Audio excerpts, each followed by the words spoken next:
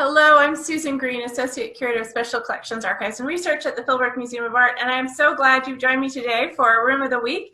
And today our room is outside. It's an outdoor room, and the space, the garden are surrounding that room. So let's take a look. We're going to look at images from today and historic images, stories, put it all together. So we're going to talk about their summer house. So the summer house is in the South Formal Garden at Philbrook.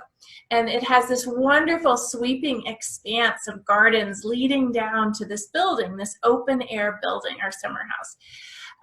It is sort of shielded by these evergreen trees. There's paths leading down, always spectacular plantings. But it didn't always look like this, and it wasn't always planned to look like this, but kind of close. So let's take a look. We're going to look at some of our architectural plans. So we have two plans that really inform our conversation today. One is from July of 1926 and one is from December, so 5 months difference. And there are some of our earliest plans that really flesh out some ideas about what the site of Philbrook, the gardens of Philbrook, could really look like. These are drawn by the landscape architecture firm of Hare & Hare in Kansas City. They were our firm that developed our gardens for Mr. and Mrs. Phillips, and they worked closely with our architect, Edward Buehler-Delk. So, of course, as the first plans, these are like this is like the candy. This is what they would love to do. If the sky's the limit, what the biggest and best might be. So these are the dream plans. This is, and in both of these plans, you'll see that this garden, the South Formal Garden that we call it today, is really extensively developed. So here's our first one from July of 26, and then 5 months later, they drew this. And I must say that this truly, I think, is my absolute favorite landscape plan that we have in our collection. You might say, really? Because it's torn up. It's seen better days, and that's why I love it. So it's big, it's a blueprint. And you can see it is so lovingly worn. It was consulted, it was used, it was opened and closed hundreds or thousands of times. And it's a really important plan for us because it tells us, again, these dream ideas. And we are, as you can see, it was folded and used so much, really consulted, that one section is missing. But we are also lucky that while we have this plan that was consulted, that was used, we also have a reverse image. So this is a blueprint with the drawn lines in white. We also have the reverse, or the positive image, a white print, so that the drawn lines are in black. And I'm going to show you an image that shows because the white print is easier to read, that shows our July image with our, this is from December of 26, so 5 months later. I'm going to show you a comparison so you can see how kind of the thinking is developing. So like I said, at the top is the earlier from July, and the bottom is from December. So you can see our residence on the left, that's the villa. And if you listen to our conversation last time, I talked about the South Terrace, and the South Terrace was actually built later. So it was in these early plans, and as originally built, it was actually a outdoor living space and garden without covering over it, without a roof. So you can really see the bones, the structure of the garden plantings in both of these images, right off just to the right of the residence, all of these wonderful geometric shapes that become the garden beds. And then there are steps leading down to the garden. And one calls this garden the long path, and the other says the long garden. I love that, this long path or long garden stretching. And then, interestingly, there are these two, both have the same shape and garden structure, an oval, extended oval that has really regulated garden beds, and in the earlier one, it designates it as a rose garden. If you look to the next little portion, there are buildings in both of the plans. So one is quite square in the top with buildings shooting off north, or this up and down, but directionally it would be east and west, and those are greenhouses. And then at the bottom we have a roofed building with pergolas or sort of a lattice structure so that it would provide shade, but is an open air space. And then on both of these, we indicate the landscape architects indicated that the furthest south space, built space in the garden, is a swimming pool. A swimming pool in the south garden. So a swimming pool under glass on the top and just a pool on the bottom. So you can imagine those conversations between the architects and the Phillips family. So it seems to be that in the earliest plan, they were thinking of this as a building, an enclosed building, with 2 greenhouses and an enclosed space that would include a swimming pool. So a year-round swimming pool, what we might now call kind of the enclosed heated pool.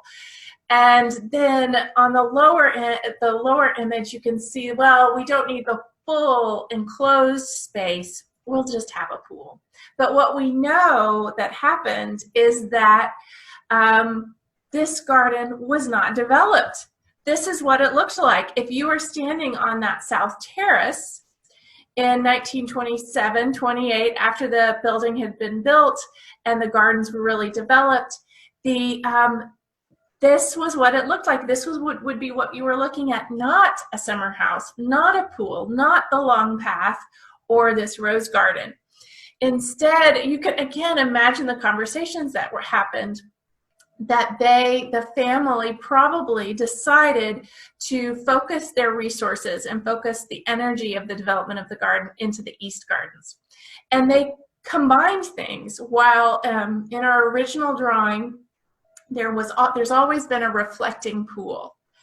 But they decided at some point that this reflecting pool, which you could read as a natural pool, instead would have the same kind of natural shape, but it would be their swimming pool. They didn't need 2 pools, they just needed 1. So why shouldn't one serve both purposes? So this space really was left to be open and just an open expanse to the trees to the south until 1933. So at some point in their earliest years of living at Philbrook, they decided to go ahead and continue the development of the south gardens and to put a roof and more formally develop the south terrace, put a roof over that space and more formally develop the south terrace into a real living space. And then in the garden to landscape it and to build this building. And so that building is our summer house. Now it also has had several different names. It's been called the Casino, which was a typical name in a European setting for a little building like this. And also the Garden Shelter House. And I kind of like that idea of the sheltering from the rain. And this is one of our plans. So the building was built or designed by architect Edward Buehler Delk, and the gardens were designed by Hare and Hare. So this is a plan by Delk, and you can see how he's imagining this space, this building. And he's also he's developing it, designing it, so it will be in direct conversation with the villa. It has the red tile roof. It has the same stucco, the same surface treatments as the villa. It has the same arch shape, and I love to look at the villa from this perspective and look at those shapes of the arches and see those reflected in the villa. And it's just really brilliant the way that Delk and the Phillipses extended this space, extended their property into the south garden. One wonderful thing about our architectural plan is sketched into the top left corner is this lovely design for the tile that's inset into the back wall of the summer house. And Delk, he draws our lady here, our Spanish dancer, our Spanish lady, and he names her La Granadina, so the lady from Granada. And he numbers the number of rows and columns of the tile, the registers of the tile, how much it will cost, that you need to buy it from Hollywood. And he makes a note, Henry Long, the general contractor, better place order to hold, as there is only one such panel in the USA. 'Tis a beauty. EBD, Edward Buehler Delk. So he picked out this specific tile panel to be inset into the back of the summer house, the shelter house, and we don't necessarily know where in Hollywood, what store. Was it an importer? They used a lot of Spanish tile. Who the artist was for this tile work. So it's research that we need to do for the understand our building. But we, of course, love our wonderful Spanish woman. And that, of course, carries through the idea of the Mediterranean, of Europe, that idea of a little bit of Europe here in Tulsa. Something else that Delk did when he was planning this extended space in 33 is that he included a body of water. So the body of water, the pool, is not actually on the far south end, on the other end of the summer house. It's between the summer house and the villa, right in front of the summer house. And it's this beautiful circular pool, and it plays off of a similar idea to what we have in the reflecting pool. The reflection's a little bit different, but it reflects what you see in front of you. So we still get a reflection of the sky, the garden around us, and the villa. And if you're looking the other direction, you see the same, but in reverse. So what did it look like up until 2000, about 2000? And it looks like this. This is what the Phillipses saw. So the image on the left is from about 1933, right after the extension, the renovation happened for the South Terrace and the summer house was built. There were just simple stepping stones, flagstones to the summer house. Then you can see at the very end the round pool and the beginning of some evergreen trees planted. Pretty simple. Not the long path or the long garden, not the rose garden. It's pretty simple. And it stayed that way through the 80s. So this image is from the 80s. There was a sculpture that was placed in the pool in the, I think, early 80s. But other than that, it would look pretty much the same. And that changed, though. In 2002, we were really lucky to work with the landscape architects in Tulsa, Howland Van Kuren, and they helped us in a huge plan on reimagining the gardens. And a lot of the work they did included making accessible paths through the garden so that our gardens would be accessible to everyone. And they also extensively considered the South Terrace, the South Garden, South Formal Garden. And they worked so closely with our plans from Hare and Hare and were inspired by and essentially realized that dream of the first garden. So the long path, we have this long path coming down. We have the trees on either side making this wonderful corridor.